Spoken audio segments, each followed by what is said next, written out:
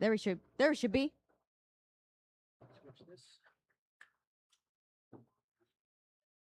All right. I don't know if y'all heard that strong, bossy voice tell you to come in here. I'm like, gee, I don't have to yell at you. It's like I'll sit back here and be like, yes, come in and sit down now. Good morning, everybody. Welcome. My name is Lisa. I'll be MC today. I'm pleased to welcome those here and joining us on Facebook Live here in our community center. Let's see, we got I can't speak. Welcome to Kansas City Oasis. Since 2014, Oasis has been the premier secular alternative to faith-based communities. We welcome all, regardless of belief or non-belief, race, gender, sexual orientation, identity, or any other trait. We feel the human experience is better when shared, and we are so happy you're here to share it with us today. Here at Oasis, we gather around our 5 core values, which are: people are more important than beliefs. Reality is known through reason. Human hands solve human problems. Meaning comes from making a difference. And be accepting and be accepted. For today's program, we have Marci Renee from Creative Voices of Freedom and the Strawberry Girls. Our musical guest, once again, we're going to welcome back Ivory Blue with today Bryan Winkert.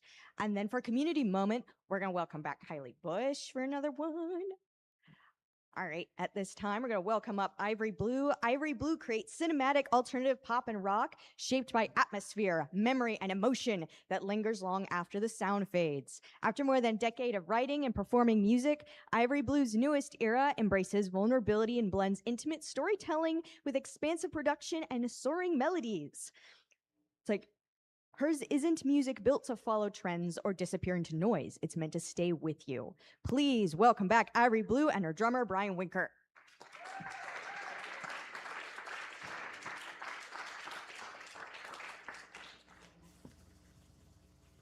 Thank you. How's everybody doing?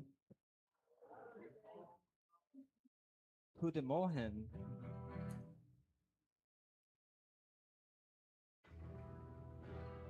So once again, I'm Ivory Blue. This is Bryan Winkert with me today. And we are Ivory Blue together, and we're going to play you Phil songs. So let me get that fixed a little bit.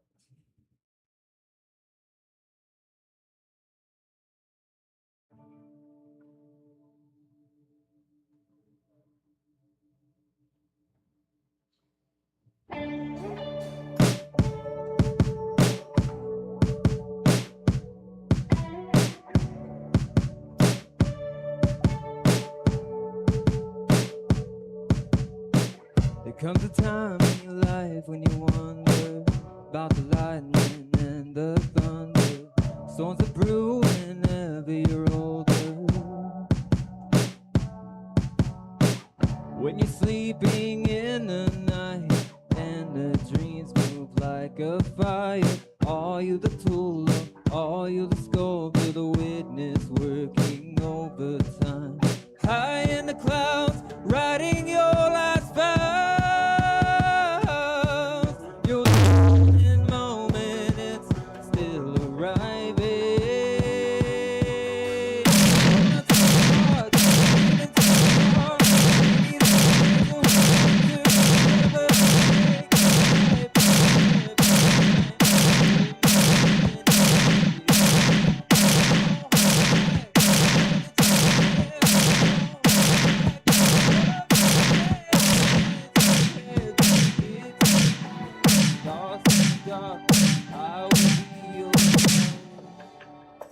There comes a time when you have to remember how the blues come in the winter, when your soul begins to shiver. Know that there's no price to pay for being completely honest. Don't hide your truth, lose your proof that you have come all this way. High in the clouds, writing your last vows. Your defining moment, it's still arriving. Hold on to your heart, don't give into the dark. Maybe there's an answer we get to discover. Take on your life. life one step at a time. Give me a reason and I'll give you mine. Don't hold back, it's all that you have left. Don't hold back your love just yet. It's all you have to give tonight. If you're lost in the darkness, I will be your guide.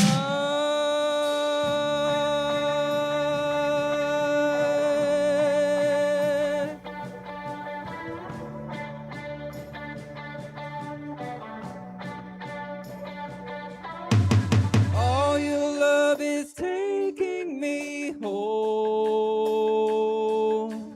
All your love is healing my soul. Hold on to your heart, don't give into the dark. Maybe there's an answer we get to discover. Take on your life one step at a time. Give me a reason and I'll give you mine. Don't hold back, it's all that you have left. Don't hold back your love just yet. It's all you have to give tonight. If you're lost in the darkness, I will be your guide.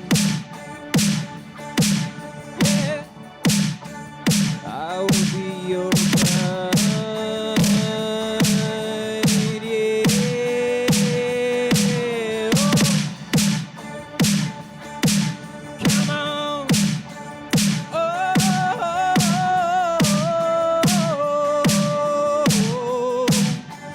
I will be your guide.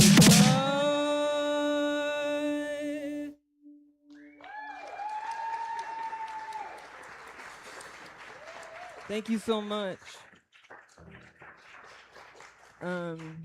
This next song, I was going through a really weird time for a while there. I was kind of going through some period in my life where I was questioning myself and I was questioning who I was and where I was, and this world just seemed like an illusion to me for a while.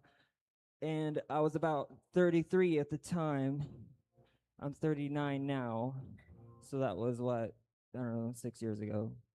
But time has changed, and I wrote this song called Other Side of 33, which is about that circumstance. So here it goes.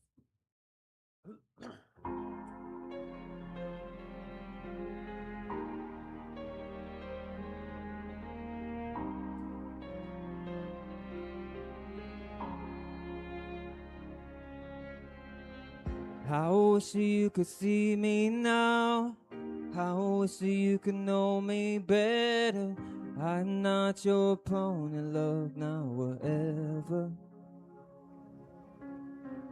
Don't you think of me so heartless, love, as if I don't care at all. I am just another human being, hurting after the fall.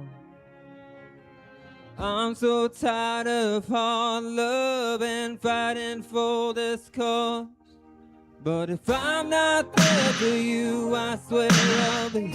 I won't keep you waiting. On the other side of 33, I'm far away from fading. If I'm not there for you, I swear I'll be. I won't keep you waiting. On the other side of 33, I'm far from fading away from you. I wish you could know me, the pain inside, forever longing. I don't hope for a shattered heart, I wanna keep it in the past. I'm not feeling heartless, I care for you more than you can know.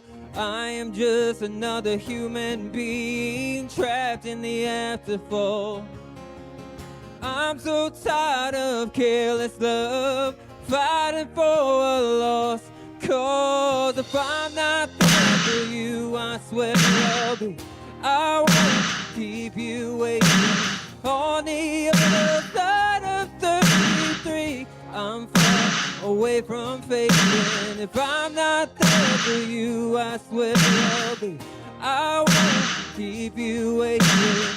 On the other side of 33, I'm far from fading away from you. Yeah.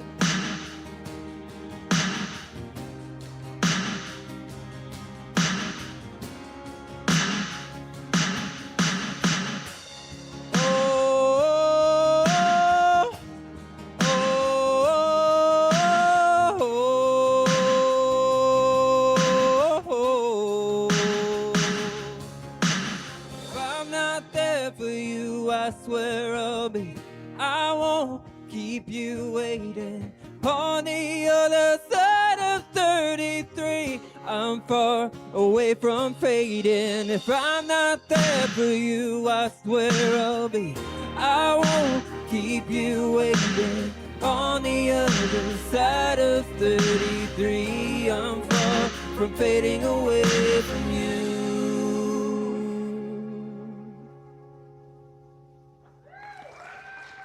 Thank you so much.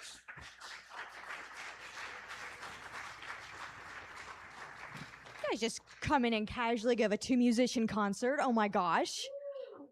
My word. Thank you. I think that's the proper thing to say is thank you. Thank you so much. Oh, okay. So I'm excited about this. Look at this. We've got 3 birthdays this week. You notice the day? We got 3 Independence Day birthdays. Got Judy Bishop, Daniel Sherwood, and Russ Hill. Got anyone here? I didn't see. Oh, it's okay. We know how they'll be celebrating, whether they like it or not. And then, does anyone else have a birthday or a celebration this week? Anyone? No, you're all like, yeah, it's 4th of July. That's what we've got. Ooh, all right. Coming up, monthly Monday musical tomorrow. Join us to watch and sing along to a favorite musical. We're going to do West Side Story. Bring your own food and drink. We'll start the movie at 6. It says 5:30, 8:30, obviously. Like, come in, like, have fun with people, because otherwise you might as well just hang out at home. Sarah and I were talking about this one, too. So apparently this is Spielberg. If you're familiar at all with the original West Side Story, this one's going to be a little more sensitive. All right, and then the Oasis Book Club will meet next Sunday, July 5th. If you're a speed reader, you can read We Are All Completely Beside Ourselves by Karen Joy Fowler. In other words, that's the one that we'll be going through next Sunday. If you're not familiar, it is, I don't want to spoil anything, it is about someone who looks for their missing sister, and their parents are like behavior psychologist. I won't say anything else. And then if you'd like to be more leisurely, can get ready for the next meeting by reading Me Talk Pretty One Day by David Sedaris for the August 2nd book club meeting. And this one's more like a series of essays, so starting with like the part 1 essays before moving to France, part 2 after moving to France, and it is humorous in nature. Then coming up next Sunday, July 5th, we won't have our usual meeting format.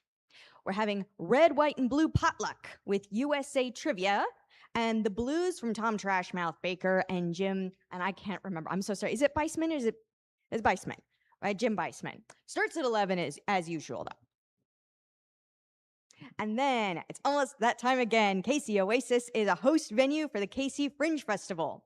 Please volunteer to staff our Oasis concessions table in the lobby. This is a big fundraiser for Oasis. We need your help. This QR code will take you to the sign-up document. It's also in the Facebook private group. Oh, and then are you looking for an opportunity to make a difference? Join us for a service project at Harvesters on Saturday, July 11th.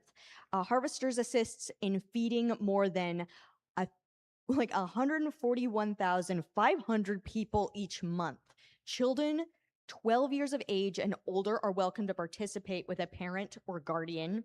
See the event online for more information. It is kind of a breakfast, lunch, dinner kind of thing. So if there's a particular time that works best for you, again, check out the page. And for those wanting to donate blood, our next blood drive is August 30th. July 15th isn't that far away. Join us for a night of music bingo featuring 80s and 90s super hits and movie blockbusters as a fundraiser for KC Oasis at, is it Surveys Brewing and Shawnee. It's $5 per bingo card. And you can keep up to date on what's going on at KC Oasis if you've missed anything I've said here by signing up to receive our weekly email newsletter. Go to kcoasis.org and look under What's Happening for the newsletter sign up, or scan the QR code right here. And if you're interested in joining our Facebook private group, ask someone with a yellow name tag. I had to resist the urge to bring a lanyard as well, but like you look for people with lanyards too. It's like most people with lanyards are probably know something that's going on. Ooh, and coming up now, we this brings us to our community moment. The community moments are an opportunity for a member of our community to present on a topic of their choice during a Sunday gathering. Topics can be related to your profession, your hobbies, your travel experiences, your volunteer experiences, pretty much anything you feel passionate about. You can sign up on kcoasis.org or talk to Roger Pick. And yep, there's our hand. Hello, Roger. Thank you. So without further ado, today our community moment is delivered by Kiley Bush.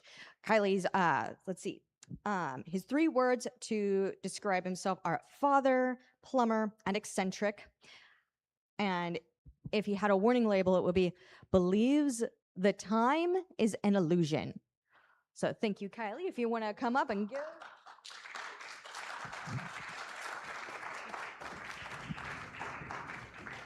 Thank you. Okay, I've actually given this talk once before, but I did a pretty lousy job of it. There we go.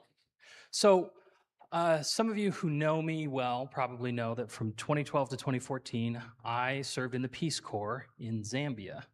And shortly after I got back, I got into KC Oasis and I did a talk. And it's up on the page if you want to look at it, but it's not very detailed. I kind of wandered all over the place. So I'm going to try to do a better job of explaining what my time was like in the Peace Corps. So if you're not familiar, the Peace Corps is sort of an alternative to military service. You spend 2 years in a foreign country doing development work. It was a long process to get in. I had to do a ton of paperwork. I had to wait about 2 years. I had to get a bunch of medical tests done, get a bunch of vaccines. And then what happens is you fill out your application, you submit it to the Peace Corps, and then it goes in a giant stack. And when a country decides that you're a good fit, they pick your application off the stack and they send you an invite. So basically for 2 years, I was kind of waiting after college. And then I just got a call out of the blue and said, hey, you're going to Zambia. And I was assigned to teach English, which is weird because my degree is in applied mathematics. So I wound up teaching math and English, and I was sent to Zambia. I'm going to talk about Zambia a little bit. So Zambia used to be Northern Rhodesia, if you're familiar with the history of Africa. It's a British colony. The first president is this guy, Kenneth Kaunda. He is a really interesting person, and if you have time, you should Google him. He was a humanist and kind of a legend in African politics. He was the first president in the 70s when Zambia gained its independence, and he created this idea. You can probably see it here.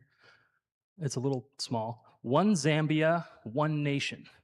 So Zambia, like a lot of African countries, has a huge number of different tribes and different languages and different cultures, 72 different tribes and languages. And if you're familiar with the continent, you know there's a lot of strife because the colonial boundaries were kind of drawn arbitrarily, and it separated a lot of cultural identities and tribal boundaries, which created all of this conflict. And so what Kaunda came up with as a humanist was this idea that we are all together, we're all one, like I said, one Zambia, one nation. And there was a lot more to it than that, but Zambia is kind of famous for being peaceful and nonviolent in an area surrounded by constant conflict. And a lot of it is because of Kaunda and his One Zambia, One Nation policies, which is pretty cool. So what was I talking about? Kaunda, when he left office, was famous for having held office for decades and then transitioned peacefully out of power when he was voted out.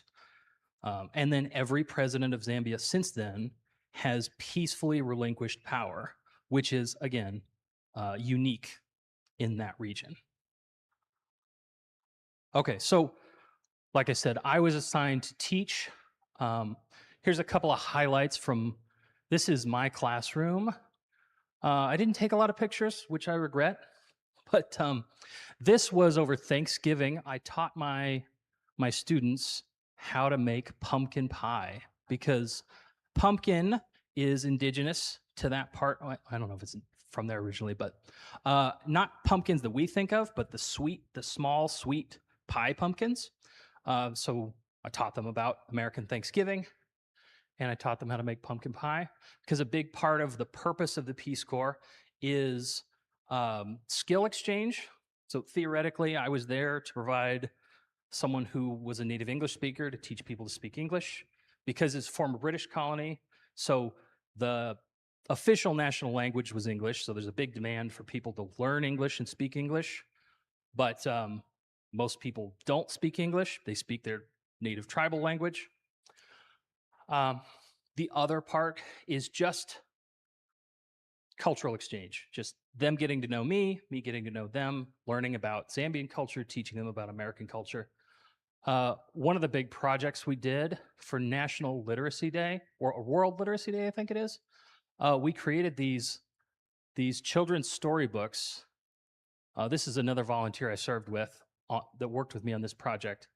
We had our classes illustrate by hand these books in their native languages, because there's a lot of material for the classroom in English, but because people don't speak English, illiteracy is a big problem, because they have to learn English before they can learn how to read, which is obviously very difficult. So we created these, let me go back this way. We created these books in the native languages for our classrooms. This is me. I became known as Mr. Zambia because when I moved over there, Zambia being a former British colony, they inherited sort of the British formality and the attachment to rules and structure. And they really like dress clothes and looking nice and dressed up. And I did not bring any dress clothes. So when I got there, I had to hire a tailor to make a suit for me. And I just leaned into it. I had him make a suit for me out of what's called shitenge cloth with the Zambian flag and Zambian icons on it. And I would walk around town in this suit that's just all Zambian colors, Zambian flag, and the people there would shout at me from across the street and say, "Hey, Mr. Zambia," because where I lived, I was the only white person for miles in any direction. And when you look like this, I mean, a lot of people knew who I was. This is me. So we rode bikes everywhere, and our entertainment was basically biking to each other's huts and visiting the other volunteers. And so there was a back road that I would take on my bike to get to my friend's hut when I was bored and go visit him. And I did not realize that in the rainy season, that path is not passable. A month before this, I had taken this bike path, and there was a creek maybe a foot wide. And then the rainy season hit, and all of a sudden, it's, waist deep water, 30 feet across, just out of nowhere. So I get there and I realize I'm not going to be able to make it. I had to carry my bike over my head and wade across. Like I said, a lot of what we did for fun was just visiting each other, sitting around talking. We played a lot of board games. This is Settlers of Catan, made out of little plastic rings. And those are, you can't tell, but those are Barack Obama playing cards we found in the local town. They had Obama's face on the back. This was when Obama was president, I think. He was very popular, obviously, being from Africa and the president of the United States. Okay, so the district I lived in was called Lundazi, and once a month I'd go into Lundazi town, and I would stay here. This is a castle that was built by one of the British colonists. Apparently, one of the queens of England came to visit Zambia at one point, and she stayed in this castle. And when the British left, obviously they didn't take the castle with them. It's like a reproduction Norman castle. It's pretty cool. I would stay there. We had a big party one year for Halloween, and I did the catering. I did a lot of cooking because a lot of what volunteers would miss about America was the food. So I learned to cook a lot of things. One of my favorite things about Zambia is the transportation. Because almost no one owns their own vehicle, all of the public transport is geared toward people who don't have vehicles. And so they have these, they're called minibuses. Owning a car or a vehicle is basically owning a business. And so when you want to travel somewhere, you just walk out to the side of the road and you wait for someone to drive by and they'll pick you up. And there's like, everybody knows what it costs to get from one town to the next town. And they just say, okay, it's 25 kwacha to get to the next town. So that's how you would travel. And they would pack, 20, 30 people into this thing. One of the big cultural differences between Americans and Zambians is the physical space, the physical bubble. When I would travel, I would sit in the front seat of a Toyota Corolla, and there would be 3 other people. And this is not a magic. This is like, it's a Toyota Corolla. It's me and 3 other people.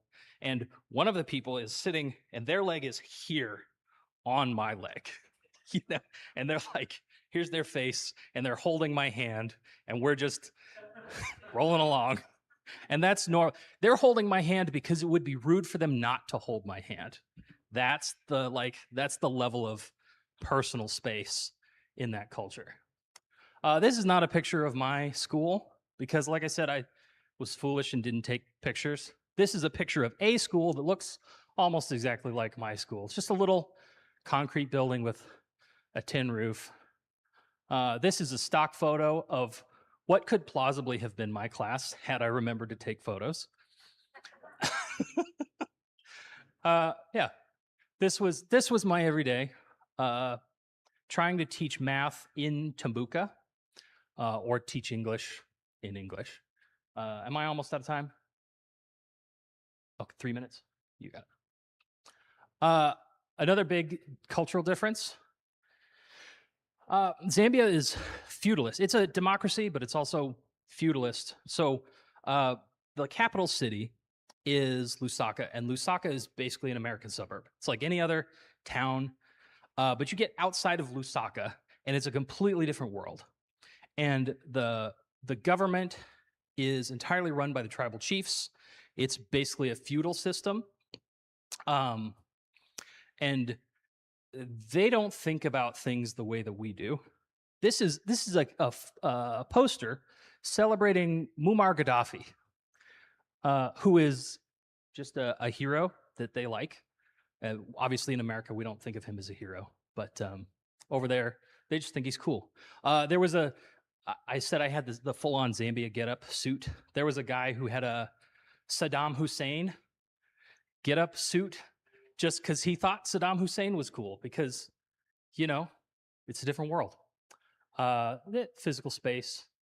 This is me coming home and just the culture shock of coming to a completely different world after 2 years. I think that's... So I know I had some more to talk about. Do I still have a couple minutes? I got 1 minute? Yeah. So when I went to the Peace Corps, I had, white savior mentality. I was like, I'm going to save the world and I'm going to fix everything. And that's not really what happened. I did a mediocre job as a teacher. I tried my best. I was not qualified. I met a lot of people, and I feel like maybe I gave them a good impression of America, and that's about it. Yeah, it was worth it though. It was a lot of fun. I missed it. I miss it still sometimes. If you have questions about Zambia or about the Peace Corps, come talk to me afterwards.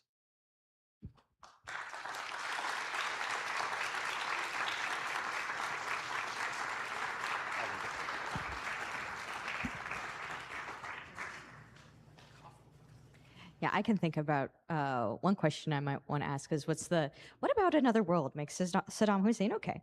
I'd like to know that. All right, so we're coming on to our coffee break right now. Thank you so much, Kylie. During the coffee break, try to introduce yourself to someone you don't know. See the TV over the center doors for more upcoming events and information, and we'll see you back here in 20 minutes.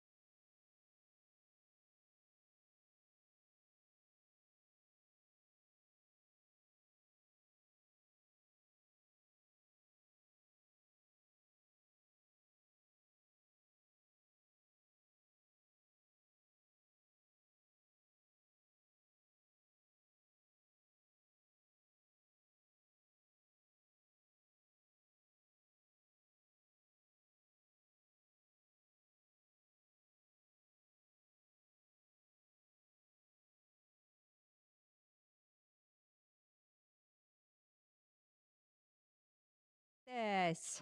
It's like everybody's already in the room and in their seats. You guys are really scared of the bossy voice, huh? All right, everybody, welcome back from our coffee break. At this time, let's welcome back Ivory Blue.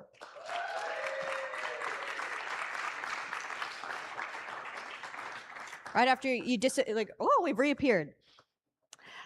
All right, and then before you continue, what do you have coming up that you would like to promote? Is there anything, any place you're playing or anything in particular? Well, there's a show right after this. Oh, yeah? Right after this. So we're gonna have to kind of there's a show called Lavender Studios, and we're playing that right after. And if anybody would like to come, you can come. It starts at 2. It's got an amazing artist that's also going to be part of it. Mm-hmm. They're a painter, so you get to see some really cool paints, and hear some music.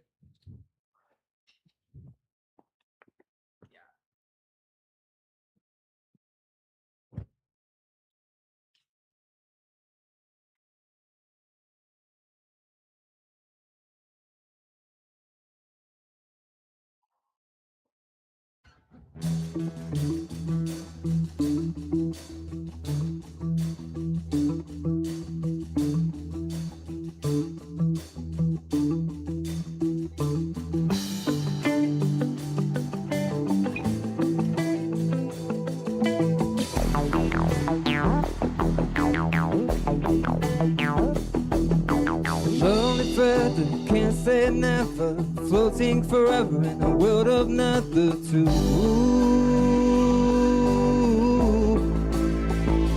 Oblivion.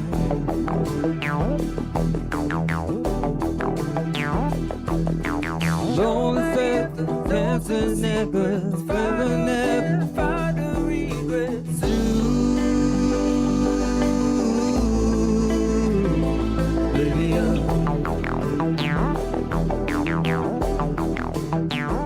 Oblivion.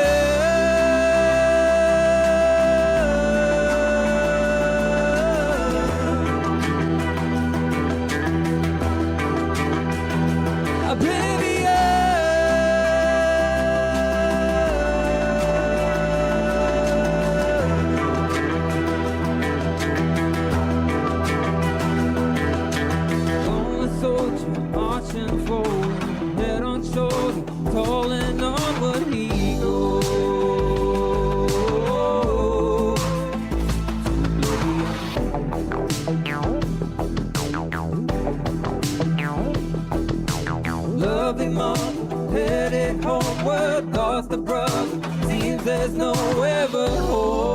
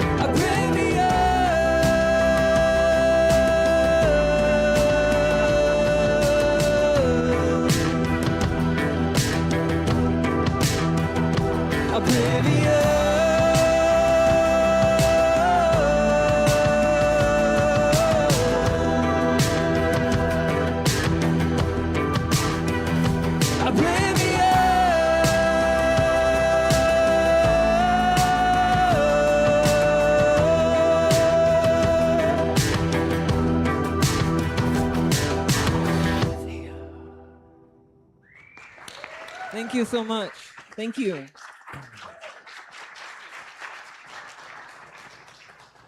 And I'm so glad I heard that because I will not be able to make it to Lavender Studios at 2 p.m. I'm like, I'm glad I was here.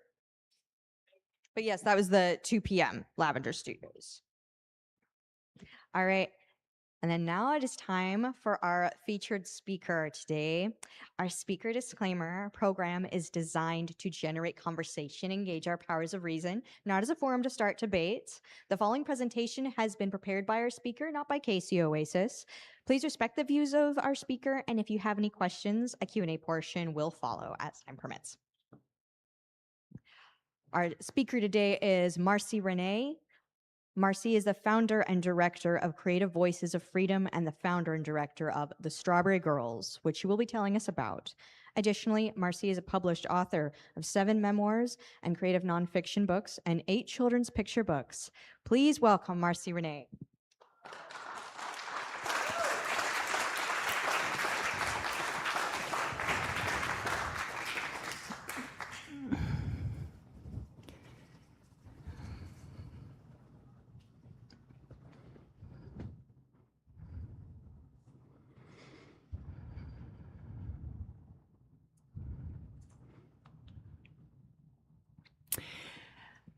Imagine for a moment a filthy mattress on a kitchen floor and men lined up at the door.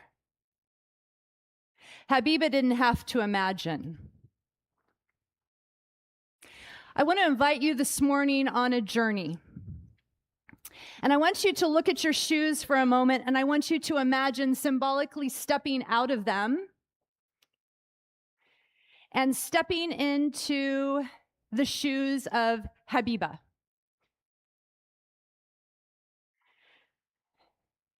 I'm wearing traditional leather babouche that the women in North Africa wear every day. And I want you to imagine stepping into her shoes as you journey with me. And this journey might seem to you a bit far away as I talk about places like Spain and Morocco. It seems far away, but imagine that Habiba's story could be right here in Kansas City. It could be Jennifer's journey. It could be Steve's journey. It could be Jose's journey. Habiba, an uneducated, illiterate, 41-year-old woman from a southern mountain village in Morocco. She was a widow. So in her Arab culture, she was already covered in shame. No man would ever take her. And she had one son, but she was too poor to feed him. So she had to go back and live with her parents. Again, she was covered in shame. Until one day, Habiba heard about a wonderful opportunity to go pick strawberries in the fields of Spain. At last, she could provide for her poor family. She would be the savior of her family because with 3 months of wages picking strawberries in Spain, she could provide for her family in Morocco for nearly a year.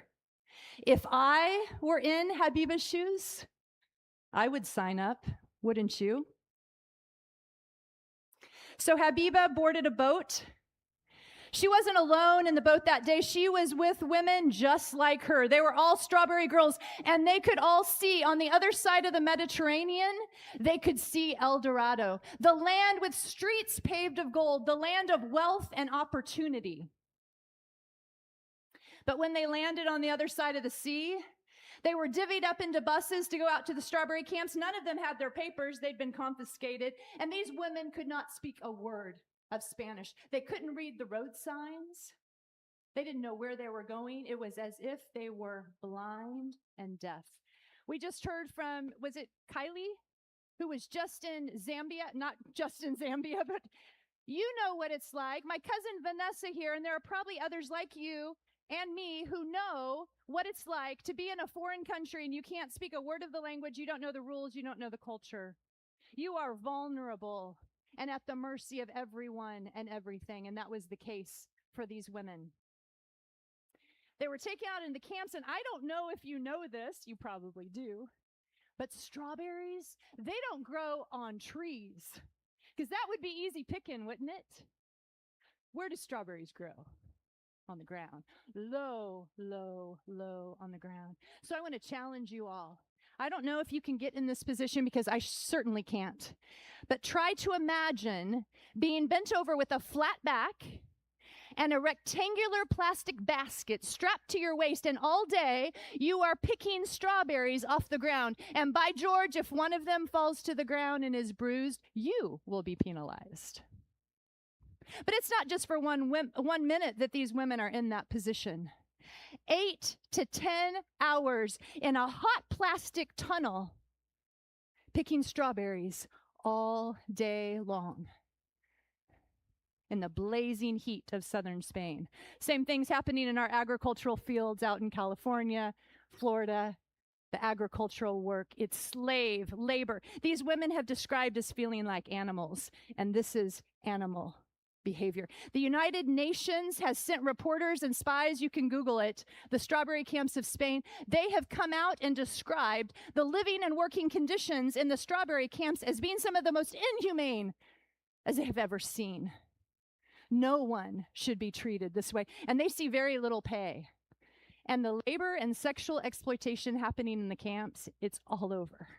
You want your pay, Habiba? Go to the man over there and do what you need to do if you want your pay. Are you sick? You want to go see a doctor? You know what you need to do. It's sick. So who wants to stay in the camps? The strawberries of Spain are called red gold. It's a massive industry, generates $650 million a year, feeds all of Europe, so they need lots of slave hands.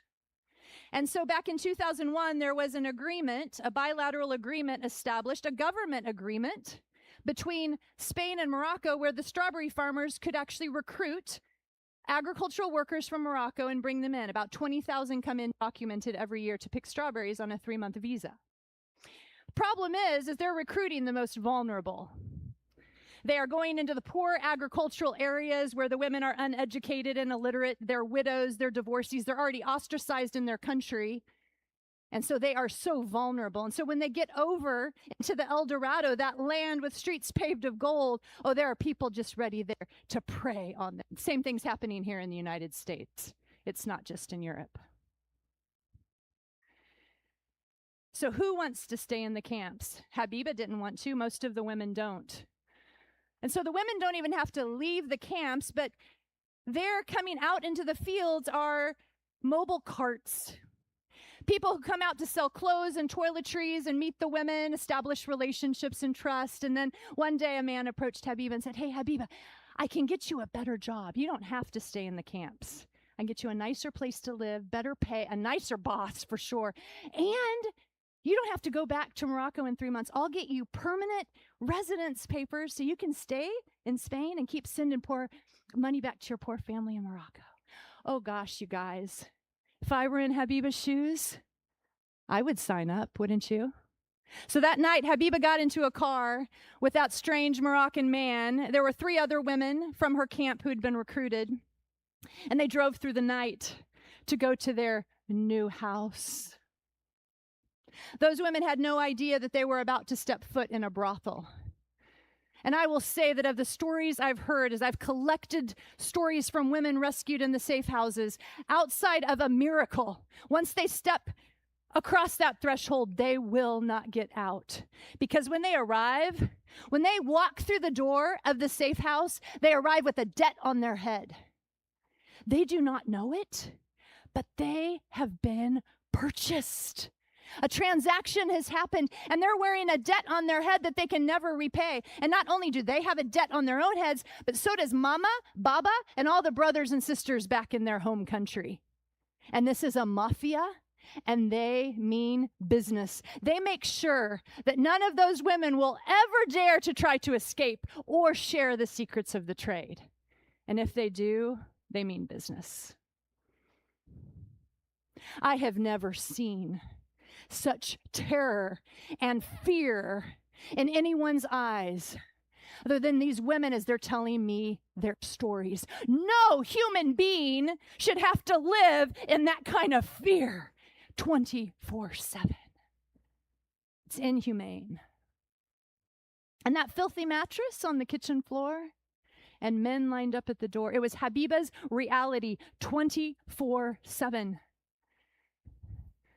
And I'll spare you the details, but you guys can imagine how she paid for her room and board 24/7. I listened to Habiba's story, and I listened to the stories of the other women, and I came out of the safe house grieving and crying, and then with a rage inside of me thinking, how is it possible?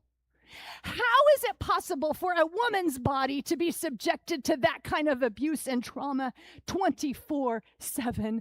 How is it possible?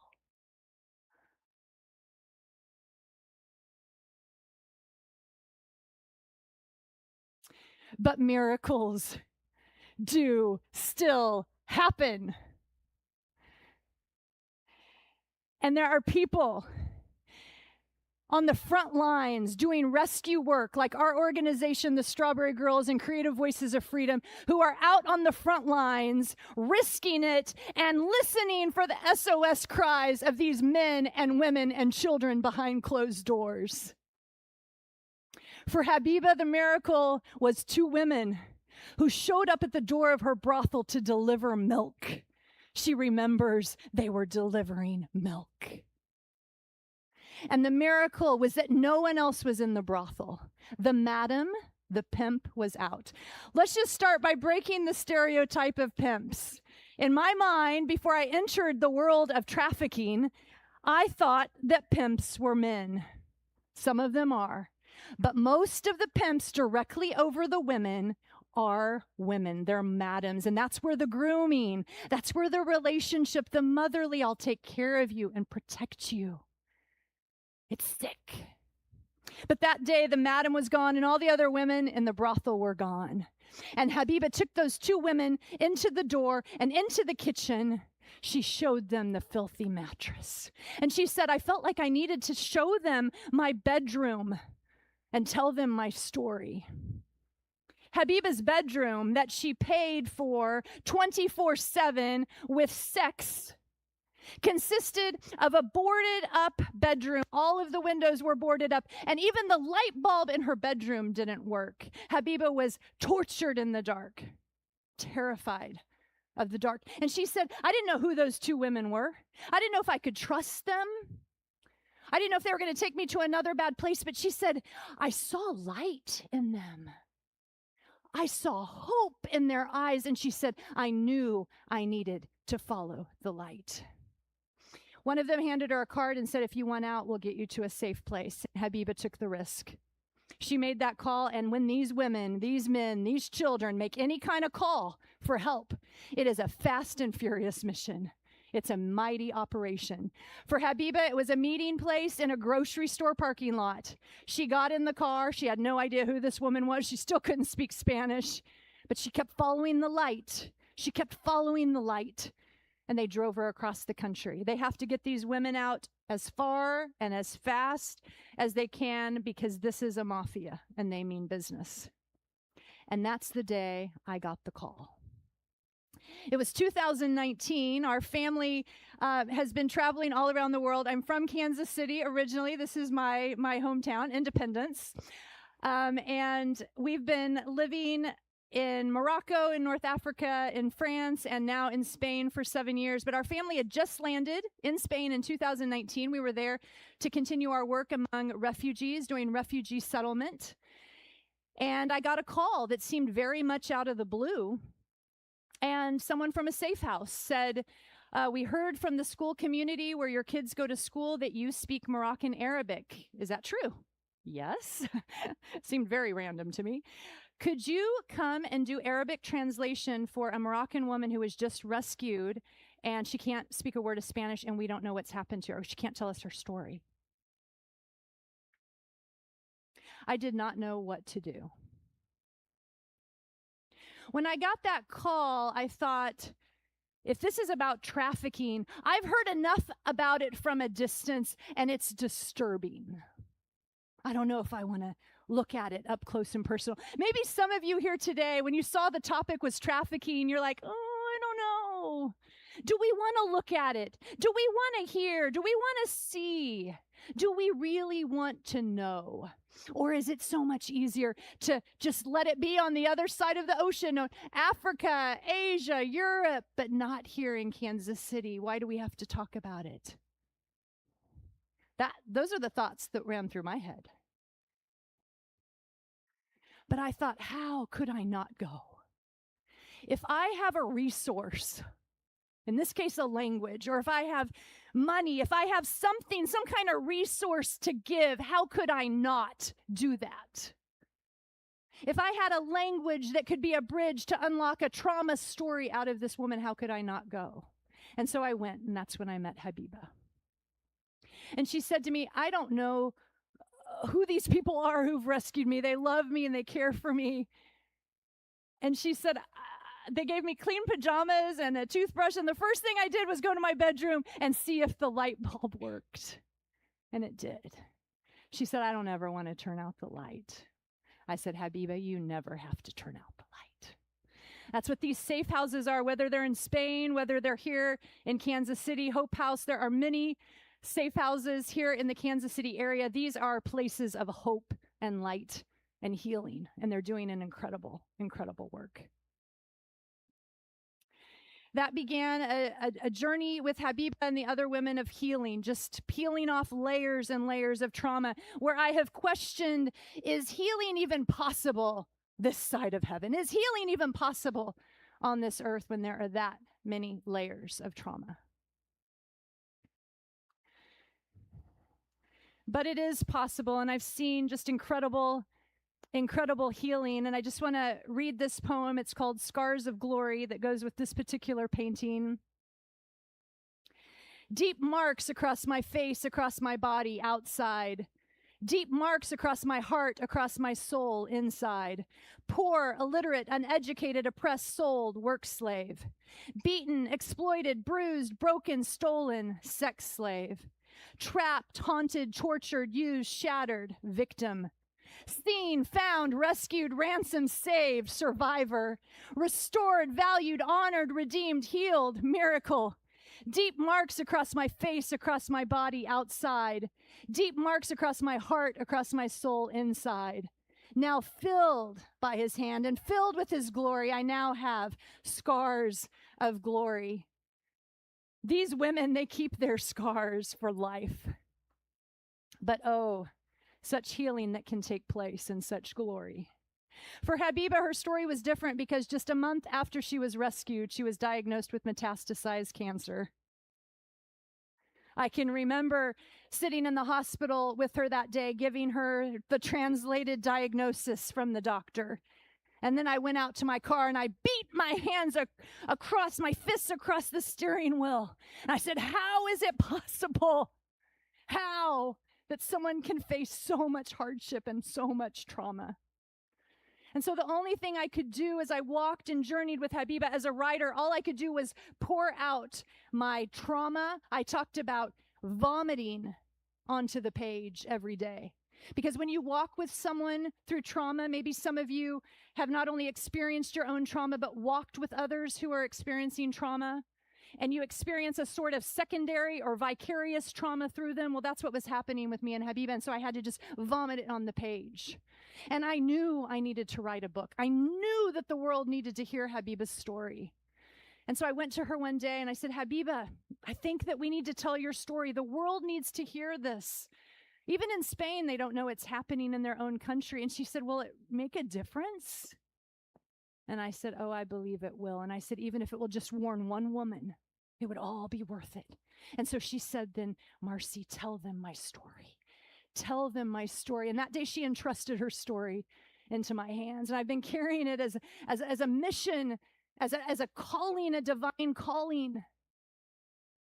I love proverbs from all different countries and cultures, but there's one proverb from the book of Proverbs in chapter 31:8 that says, speak up for those who cannot speak for themselves, and fight for justice and their rights, those who are crushed and destitute. And I knew then that I was to be a voice of the silent ones. These women, like Habiba, they don't have a stage here at Kansas City Oasis. They don't have a platform or a website or a book. And we need to speak up for those who are vulnerable. And we need to fight for human rights. As we think of July 4th coming up, Independence Day, it is a fight for freedom. A fight for human rights, basic human rights that have been stripped. These women have been stripped not only of their clothes, but they've been stripped of their humanity, their dignity. It can be restored, but it is a very, very long journey. So I wrote Habiba's story, her journey, and my journey as well. It's a very raw read, our journey to El Dorado. And I thought Habiba's story was just an isolated story, a woman caught up in the agricultural industry and into trafficking. But I began, as I was continually called into the safe houses to translate, I began to see different stories, different names, different faces, but the same journey and the same pattern, from Morocco into the strawberry camps and into the brothels. And then if that miracle happens, and I will continue to hope for that miracle, into the safe house and into a life of abundant freedom, which is what we desire. But I saw this journey, and I began to call these women the Strawberry Girls. And we started a nonprofit organization in Spain. And through incredible opportunity, we had open doors to go into huge government spaces to advocate for these women.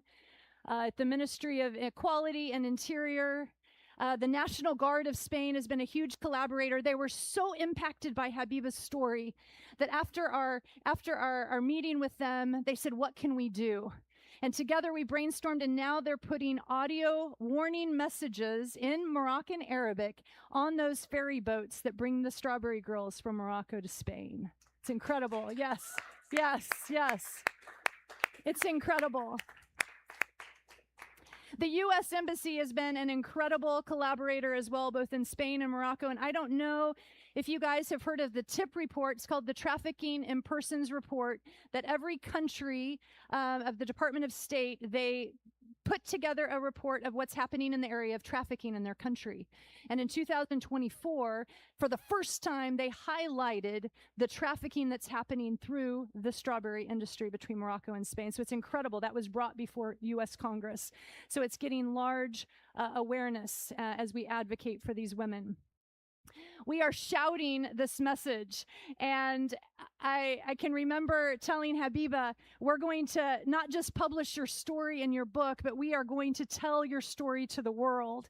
And it began not only rocking Spain, but it began rocking Europe and beyond. And her story is now even here in Kansas City, which is just incredible. I just want to highlight this picture. Habiba was awarded an incredible award, I have to say, by Baroness Theresa May, who's the former British Prime Minister and the chair of the Global Commission of Modern Slavery and Human Trafficking. And she was awarded for Data to Disrupt Trafficking, the Lived Experience Story. And Habiba was not there to receive that award. I went there to receive it on her behalf. Because back in January of 2025, we had a big government event, and afterwards, some government officials approached and asked if Habiba would be willing to tell her own story. And I said, I doubt it, because there's just so much fear. Very few women or men or children will actually go to the police and turn in their perpetrators, because that debt on their head and this mafia, they still live in fear. They carry that fear. And so I was very protective of Habiba. She was very sick. And I said, I'll ask her, because they said, if she will testify, we can open up an official investigation of this traffic line. So I went to her and I said, they want to hear from you, Habiba. Would you be willing? And she said again, will it make a difference? And I said, I believe it will. And so she said, then I will tell them my story. I will tell them my story. And so I was very protective of her. I said, I will not take her to a police station. And anyone who talks to her will not be in any kind of police uniform. I said, I'm not going to traumatize her anymore. And so this very lovely police officer, a female, came in just civilian attire, and we went to Habiba's favorite place, which, believe it or not, is McDonald's. It's the only place she would eat. She loved it. I tried nicer restaurants, but she only wanted McDonald's. And her interviews lasted a couple of months. She ended on February 9th of 2025, and she was so proud of herself that she had told her story. And she said, I hope my story will make a difference. And then on March 16th of 2025, Habiba passed away. And that day, I called her. I knew she wasn't going to pick up, but I left her a message. And I said, Habiba, your story will continue to make a difference. And I will continue to tell your story until my last breath, until my dying day. And I will continue to fight for all of the Habibas.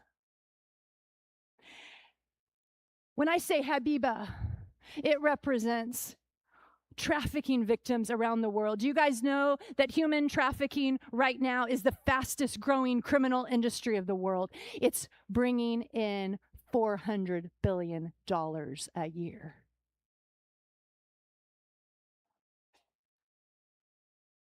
$50 million modern slaves today, more than ever in history.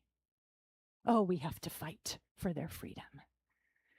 And so when I say Habibas again, in our context here in Kansas City, the names would be very different. Habibas. We have to scream together, this is enough. One of the projects we're doing in Spain is with schools. We're going in, I don't know in Kansas City if we're talking about human trafficking, but the biggest key to prevention is awareness. It's talking about it. We can't avoid the topic. It's like sex education with our kids. It's like suicide awareness. Trafficking is the same. The number one key to prevention is talking about it. So I don't know if we're doing that in our schools in Kansas City. I hope we are. Maybe with the World Cup and all the hubbub, maybe we are. But we are collaborating with 2 international schools in Spain. Been doing that for a couple of years, going in just to raise awareness for the kids. And the kids wanted to do more. They said, we want to be a part of this project. And so because Strawberry Girls and Creative Voices of Freedom, our distinctive is using story, art, and creative expression to combat human trafficking. I say we go through the back door of the brain, we go through the right brain, get right to the heart. We bypass all the other stuff. But there were talented students who said, I want to write a poem, I want to write a story, I want to compose music. I want to do an interpretive dance. I want to take photos. I want to do art. So we published a book. It's incredible, called Enough. It's all student artwork, all student creative writing. But on the day we inaugurated the book, we stood up there with our hands out. And I just want to invite you guys, just stand. You don't have to stand, stay seated, but put your hand out and just scream with me for a moment. Enough. Enough. Enough.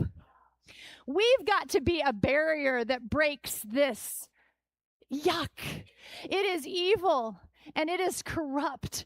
And we can be a mighty army standing, saying, enough, we're going to disrupt this traffic line. And that's what the students are doing. And it's just been incredible. You guys heard Habiba's story, and again, I said it's going to be a story that sounds a little far off. And maybe we're more comfortable with that. Maybe we don't want to be disturbed, and we don't want to imagine that it's right here on our doorstep in Kansas City. All the hubbub of the World Cup, and it's true, there is a heightened risk of human trafficking with any of these large sports events, getting lots of people coming into an urban center.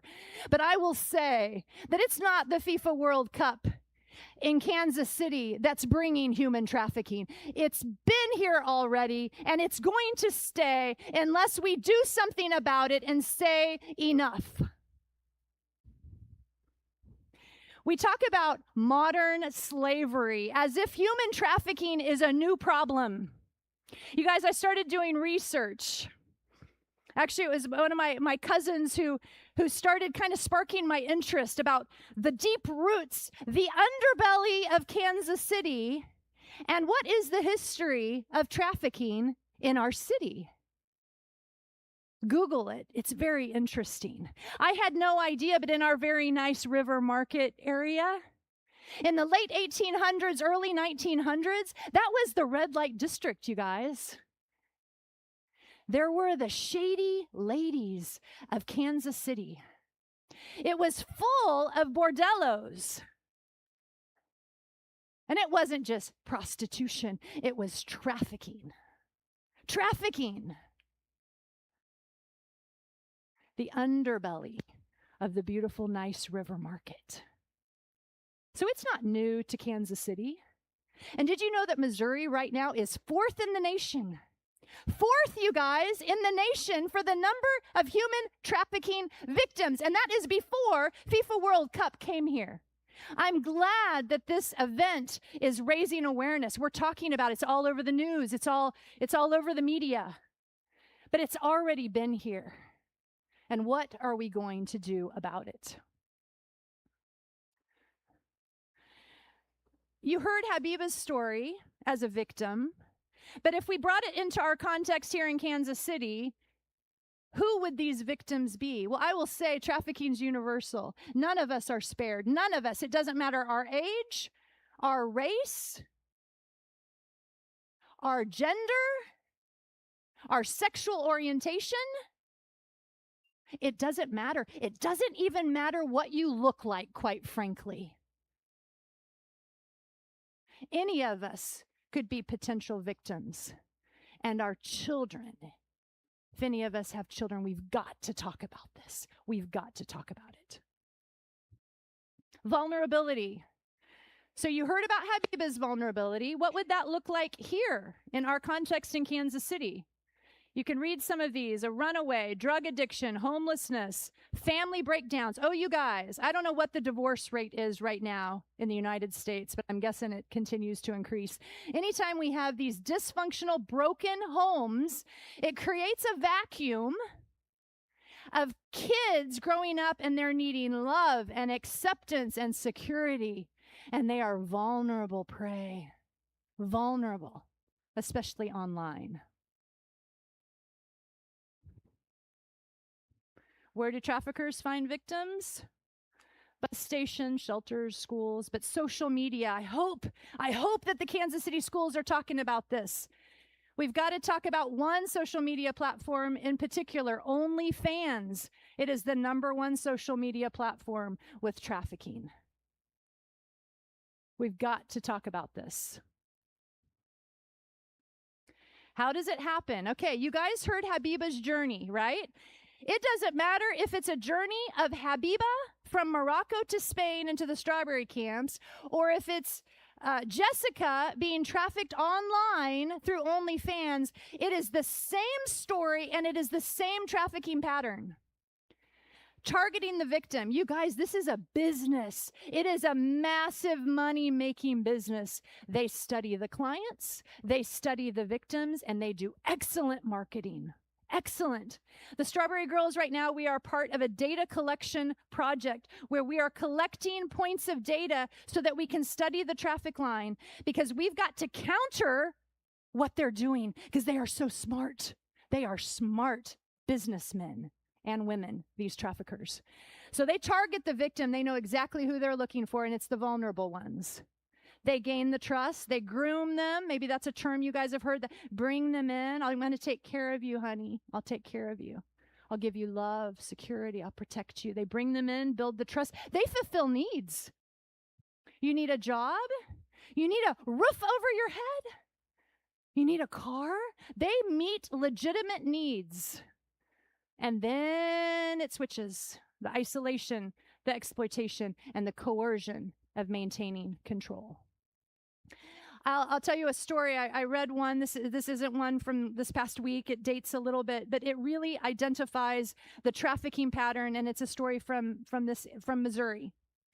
From a town, I believe it's called St. Roberts, near the Ozark area.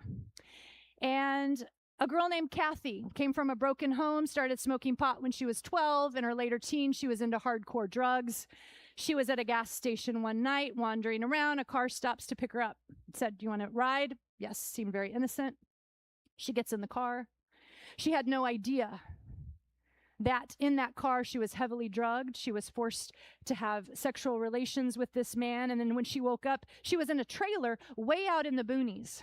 Already St. Roberts is a town, a sleepy town, maybe 1,500 population. We think of trafficking and being these urban centers. No, you guys, it's running rampant in our rural agricultural areas because no one's really watching.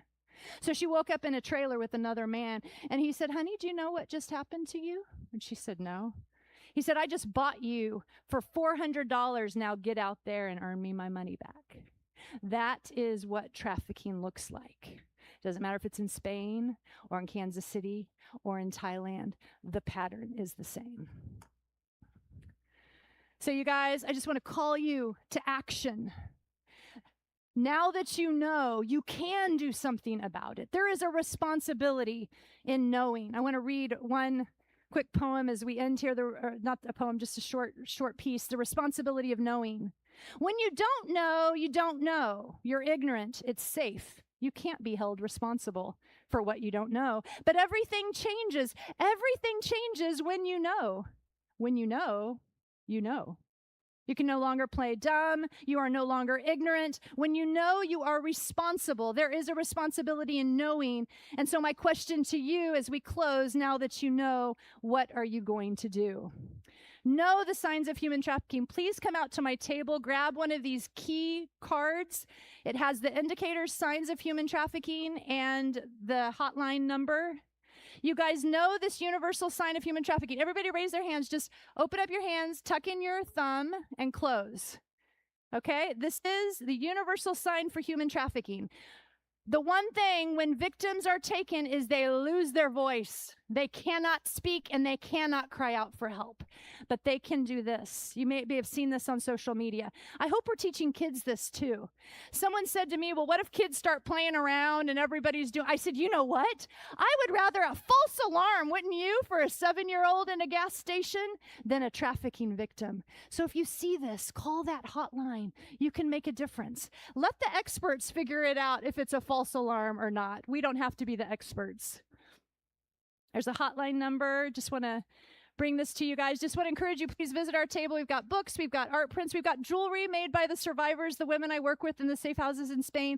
One of the biggest challenges is that when these women are rescued, it's wonderful. They go through a healing journey. But then what is the after? They don't have job skills training. They don't have jobs. So we're trying to create pathways to long-term freedom for these women. One of them is through the jewelry. Just want to invite you.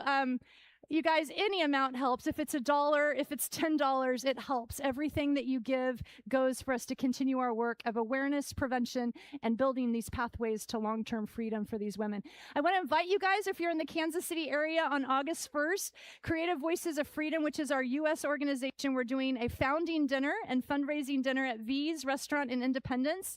Would love for you to come. You can find this also on our website. Just grab one of these pamphlets and you can hear a little bit more about our work. I will be also at Lavender Studios, not today, Ivory Blue, but I'll be there next month, July 26th. July 26th. So come out and see me if you guys can. Thank you so much. And remember, there is a responsibility in knowing. And so now that you know, what are you guys going to do?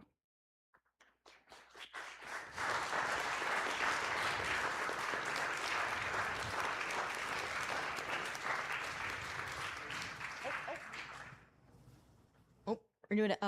Do we have enough time? Yeah. Oh, wait, sorry. Okay, yeah, we've got time for like one question. Okay, I've got. Or two. No, I'm just kidding. Sorry. What? See, I lived in Arab culture for so long that there is no time. It's dangerous. Hi, do we have any numbers on how many of these migrant labor contracts are just backdoors to exploitation? Like here in the United States or Universally? Yeah, that's a really good question. And I am one who will never say I know or have information if I don't, but it's a very good question. And I encourage you to just look. There are tons of resources and statistics out online, but I think you're bringing up a really good point, is that Habiba's journey that you heard through the agricultural industry, the same thing is happening with all the migrant workers that are being recruited and called up. I don't know if it's a government-sponsored visa program. I do not know, and it is. Okay, so same thing is happening. And what's happening is they're coming over. They're wanting to stay, obviously. They're wanting to get out of maybe hellacious conditions, depending on where they're coming from. And so they're wanting to find a better life. They're wanting to be able to provide food for their family, but they are vulnerable and then they're preyed on. So I can only imagine that the statistics will be high. I don't know how much research and study is actually being done on it, because even what we found in our work with the Strawberry Girls in Spain is that it was a whole dilemma and theme that had not not even been highlighted. Like it was just through the work and hearing the stories that I brought it to the attention of the government, and now they're beginning to get exposure and do something about it. But I am curious, what is being done here? What is the research? Are there statistics? And are there workers and organizations on the ground fighting for the rights of those migrant workers? So I wish I knew more about the topic, but hopefully it sparks enough of your interest that you're going to be curious and you're going to want to learn more about it. So if you find out, let me know. Write me and let me know. Other questions?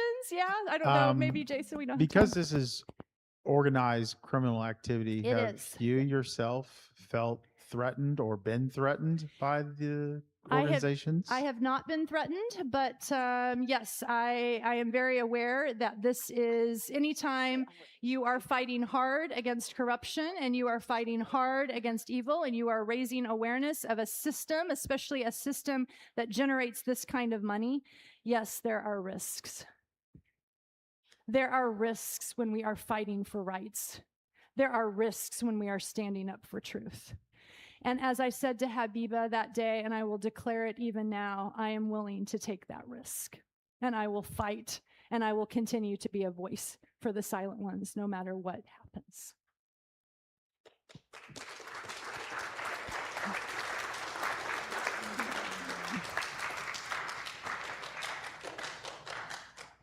Well, thank you very much. I know we had other questions as well. So please, you can talk with Marci after, and we've got her stand full of stuff right over here in the lobby as well.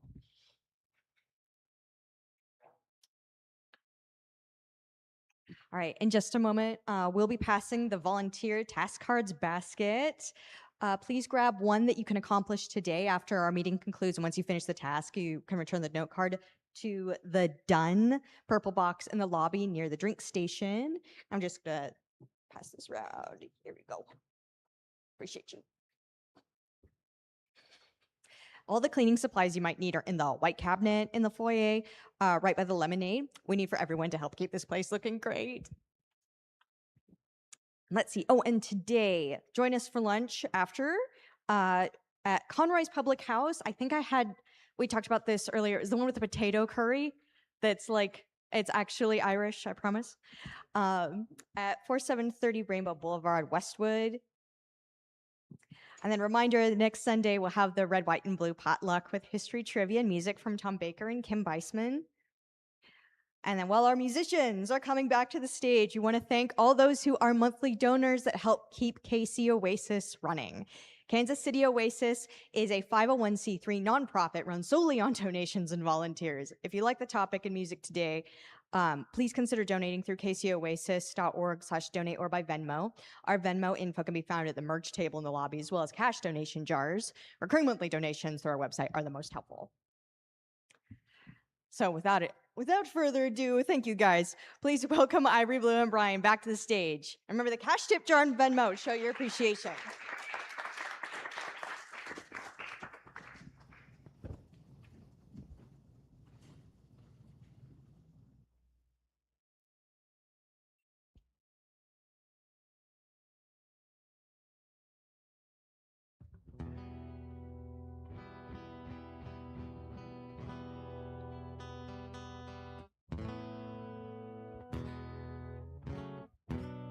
So this next song, it's called Echo, and it is a title track of my album Echo that just came out like a month ago, maybe. I'm terrible with time, which is funny because I'm a musician, right? Supposed to be good with time. And this song is about community. I figured it'd be a really good song to play today, because I think with community we can make anything happen.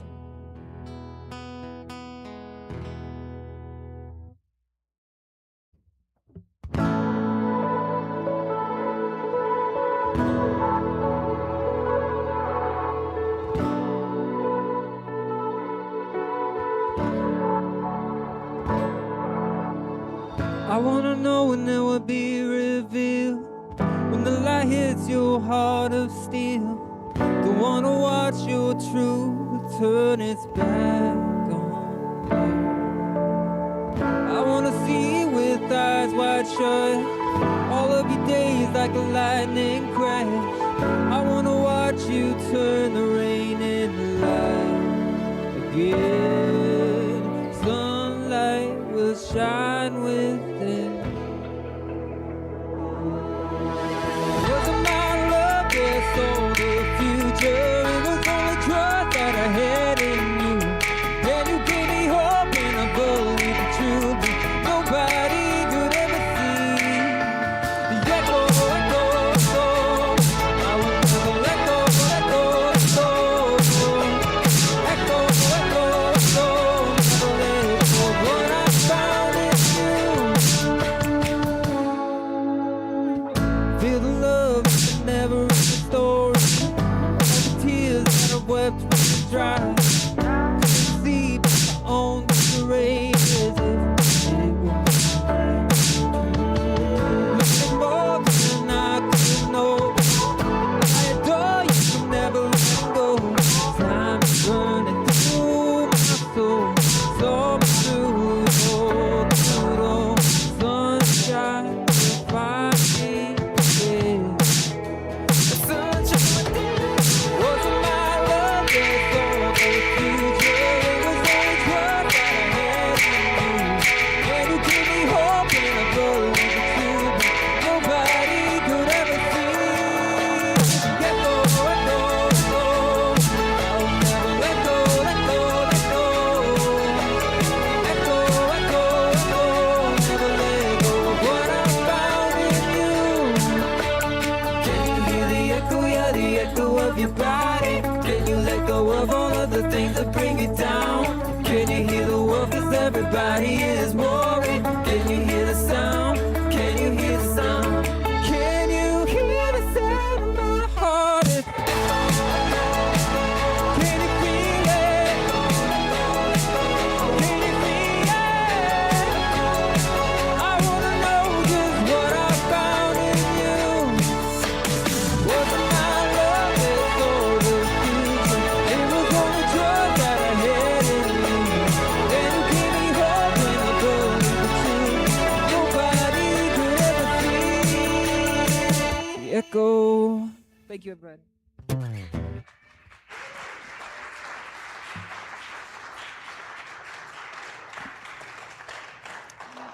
I legitimately had this thought, guys, don't go.